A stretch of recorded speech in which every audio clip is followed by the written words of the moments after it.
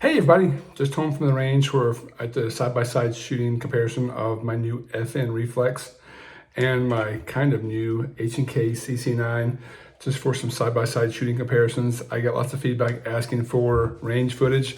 So my range footage just kind of sucks. It's the iPhone at a noisy range, so sorry. And my shooting kind of sucks too. You can tell from one of my shots here. But in general, I will roll the range footage in, then I'll do a side-by-side comparison right after the range footage. Quick highlight of what you'll see. I shot the FN 11 rounder first and I felt really good at 7 yards. Got pretty much, again, I shoot slow and at short distance, so pretty tight groups as someone shooting at slow. I'm an old guy shooting slow.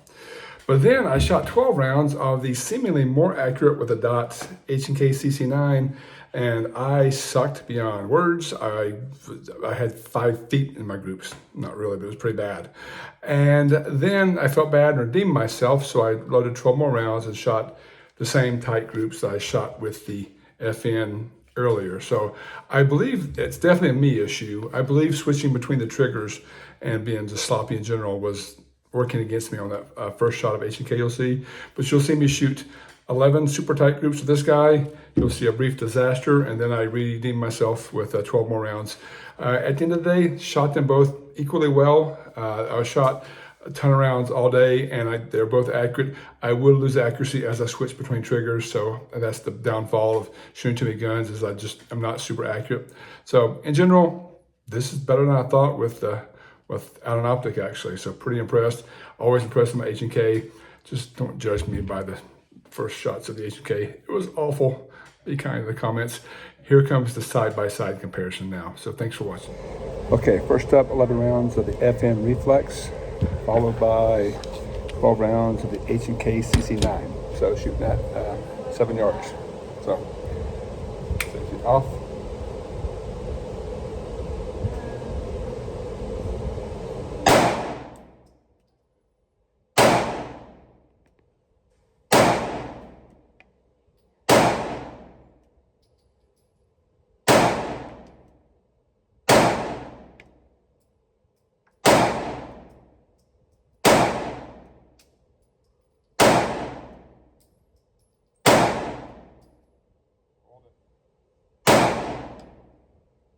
Pretty good grips. Okay, now the H&K.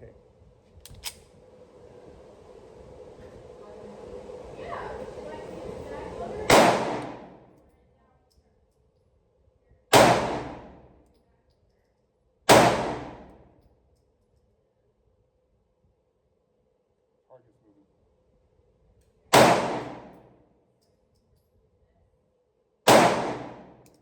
Pulling it bad.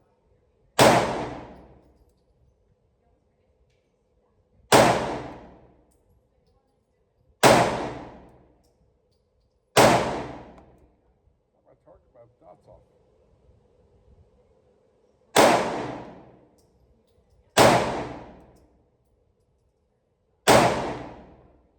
That's terrible. Not sure what happened there.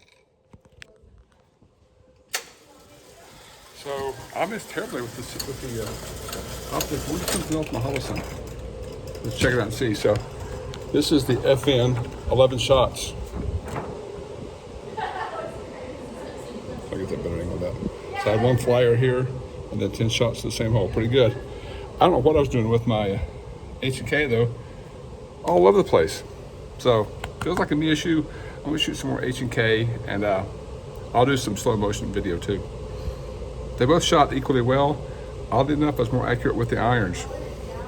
I'm gonna try to redeem myself on the H&K. Let's try this one more time.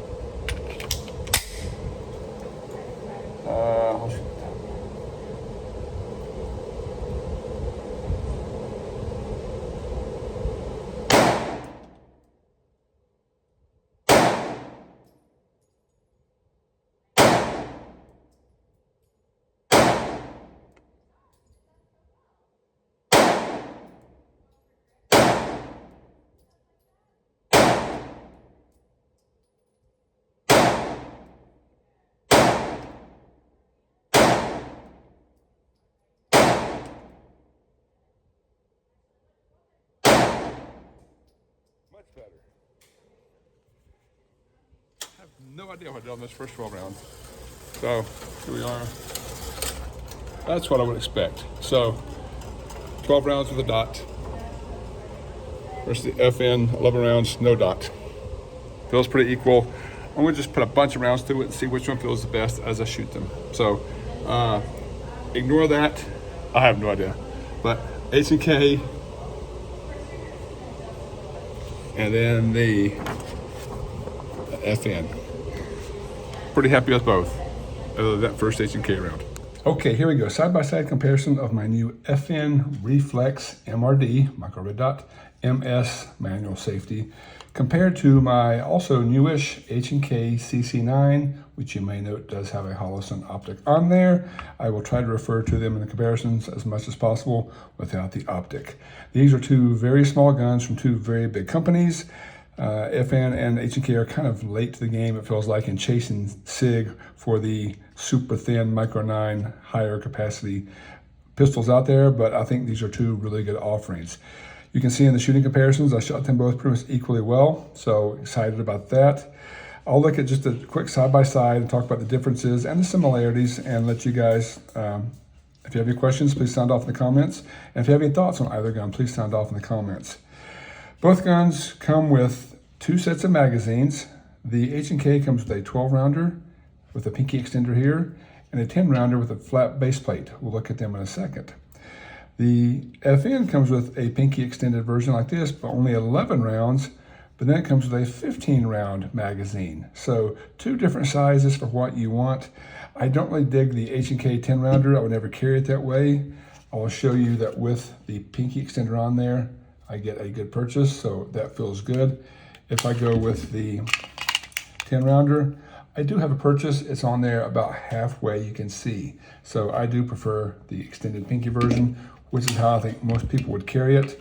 I guess in theory, this may print less, but I don't think I'm that good of a concealed carrier that it will make a difference. So I would choose to carry it this way. The FN, again, also with a pinky extender, works great. Full grip on there. That's good.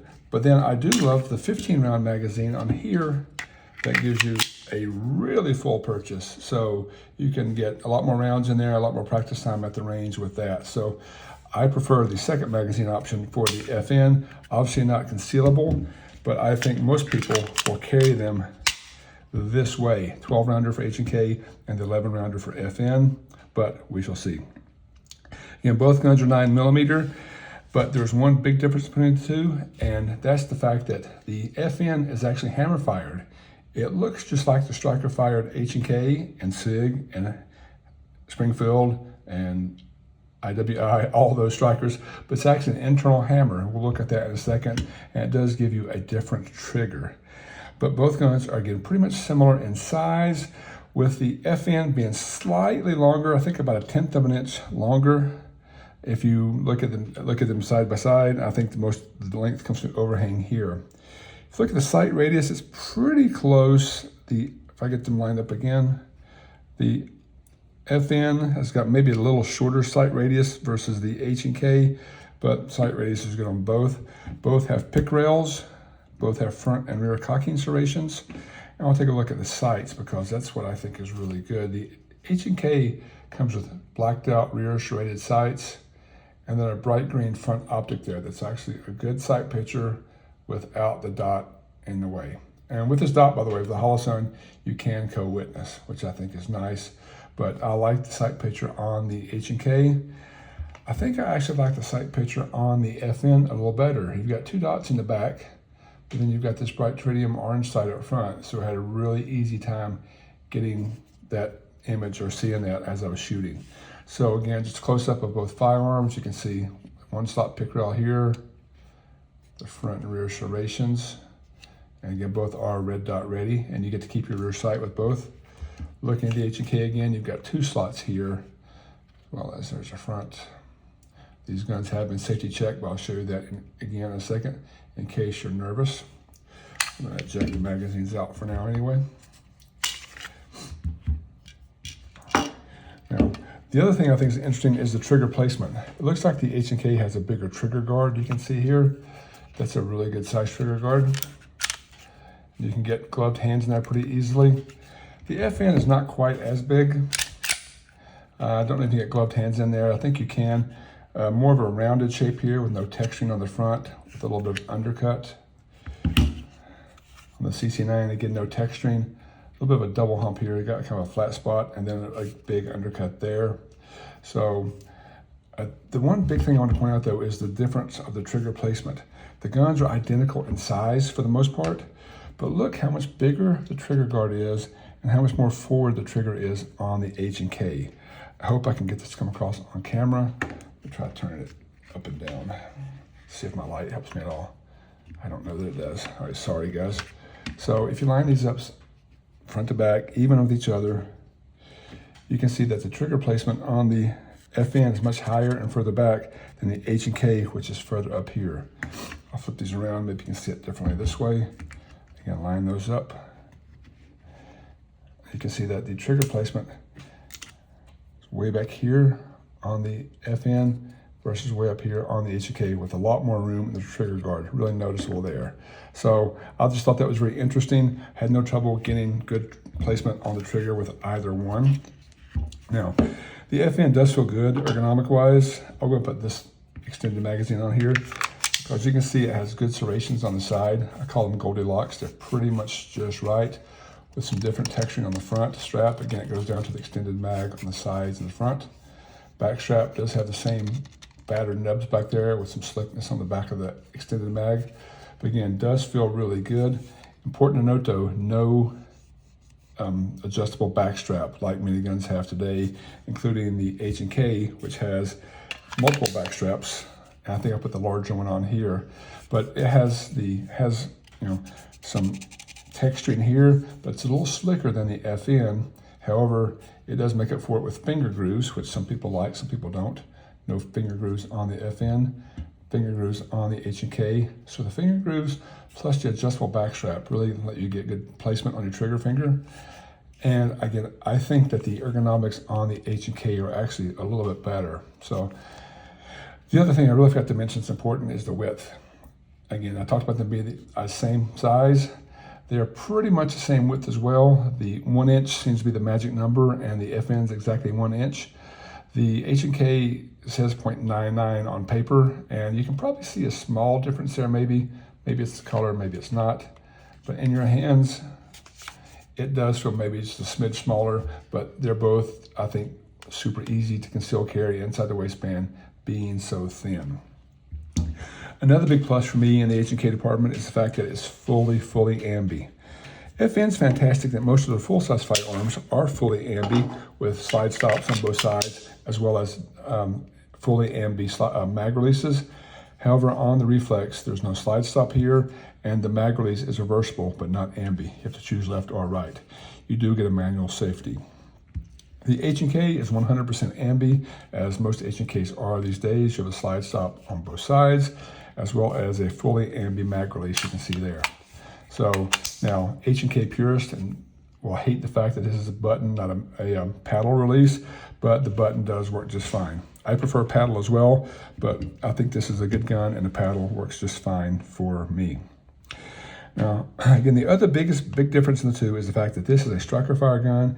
This is a hammer fire gun. So I'll do a close-up look at the triggers, and I'll start with the H&K, just a striker fire gun with the safety dingus here that won't engage if you don't get a full purchase on there. So if you look at the trigger on this, you have some take up there, some take up, small bit of creep, and that clean break. One more time, take up, a little bit of creep, and a break. Now here's the reset. Reset is audible, tactile, not too long, small bit of creep, and you shoot again. One more time on reset. So good trigger, to me very reminiscent of my VP9 from H&K, a good trigger. The Reflex is actually a hammer-fired gun, we'll look at that in a second, and has a much different trigger. So the gun will not fire, by the way, if it's not cocked, and you can't activate the safety. That's one way to know if the firearm's cocked or not. So once you cock the firearm, you don't have a cocking indicator on here like some firearms do, but if you can activate the safety, the gun is cocked, and you see the trigger doesn't work. deactivate the safety, and here's what you have. Show some take up, and pretty much a break. Try that again. It's take up, and you're pretty much at the wall. That's pretty good. Now, the reset, a little bit longer than I would have expected. Small bit of creep there, and it breaks. And reset. Kind of long, a little bit of take up, and it breaks. When I first did this, I thought maybe I wasn't going to like this trigger. I thought maybe I had too much play in there, too long. But honestly, after shooting them, I think this is actually an excellent, excellent shooter. And if you haven't watched the show before, I'm a big HK fanboy. So I love these in general. This is my first FN, but I'm really impressed with what a good shooter the FN was. The only other thing to note, I'll take a quick look at the internals for you in case you're curious about the hammer versus the striker fire, and also look at how they ride on the rails. So very interesting that both guns are different. The takedown lever on the HK rotates down like this, comes off. The takedown lever on the FN rotates up like this, and then comes off. So what I wanted to note was the fact that the FN has got some good real estate here to ride on the front tabs and the back tabs, a little more back here than many of my guns. But the H&K has got a full rail system here, which I think is really an interesting feature. So that's different, as well as I'll look at the hammer in here for you. So there's the hammer in fully cocked position. Once I pull the trigger, you can see it comes up. So there's a view of the hammer that's up. And then when it's cocked, it's there. And the way that works in the back of the firearm, unlike a striker fire gun, where it's all filled in, you have a space back here for the hammer to then strike the firing pin. So you have all this open space here. So a little different on the inside. I still think very, very interesting. Let's see if I can get them back together on camera. So I rotate down, check for function, good there. And then put the CC9 back together. Both super easy to take apart. Both really good shooters. I'll tell you, I'm not disappointed in the H&K at all. Continue to love it. And I think it's an incredibly tough gun. And I am actually absolutely tickled and surprised with how much I like the FN as well. So 2 excellent guns for me. I'll keep shooting them. I'll have some long-term updates. I'll have some other comparisons with the SIG maybe. But again, I would love your feedback. If you have thoughts on either one, please sound off in the comments. And as always, thanks again for watching.